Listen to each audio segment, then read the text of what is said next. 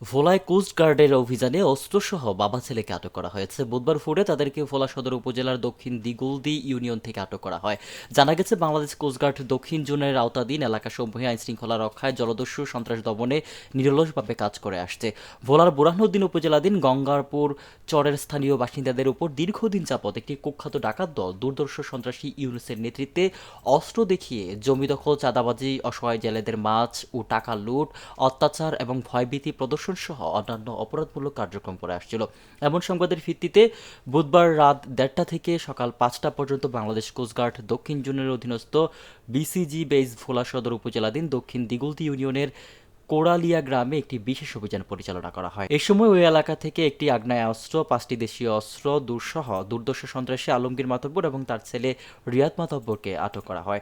বুধবার সকালে সংবাদ সম্মেলনের মাধ্যমে কোস্টগার্ড দক্ষিণ জোন বিসিজি বেইস ভোলার operation officer lieutenant Rifat Ahmed বলেন, বাংলাদেশ কোস্টগার্ড কর্তৃক ভবিষ্যতে জনসাধারণের যান ও মালের নিরাপত্তা প্রদানের নিমিত্তে এরূপ অভিযান অব্যাহত থাকবে। পরবর্তীতে আটককৃত সন্ত্রাসীদের জব্দকৃত সকল আলামত সহ ভোলা সদর মডেল থানায় হস্তান্তর করা হয়।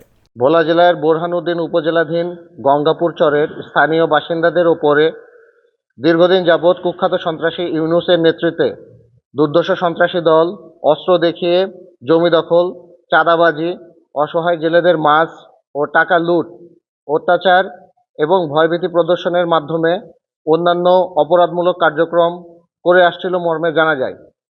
এরই ধারাবাহিকতায় গোপন সংবাদের ভিত্তিতে আজ 18 ডিসেম্বর 2024 বুধবার রাত 1:30 হতে সকাল 5 পর্যন্ত বাংলাদেশ কোস্টগার্ড দক্ষিণ জোন অধীনস্থ বিসিজি বেস ভোলা কর্তৃক ভোলা জেলার সদর উপজেলাধীন দক্ষিণ দিঘলদি ইউনিয়নের কোরালিয়া গ্রামে একটি বিশেষ অভিযান পরিচালনা করা হয়।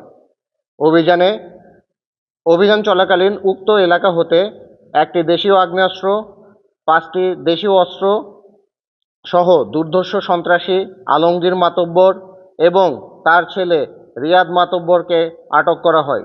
ভোলা থেকে রাফসান জনির রিপোর্ট, আমার বার্তা।